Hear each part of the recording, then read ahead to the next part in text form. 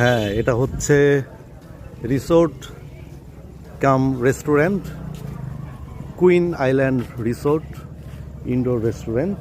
চমৎকার, বেতুয়ার পাড়ে গুড়ি গুড়ি বৃষ্টি হচ্ছে অবশ্যই এখানে। এখন ঈদের দ্বিতীয় দিন আজকে 2024।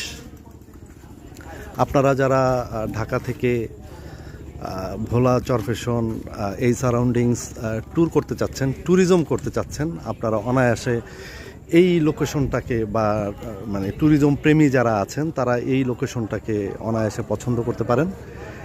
এটা রিফ্রেশমেন্ট রিক্রিয়েশনের জন্য খুবই চমৎকার একটা লোকেশন।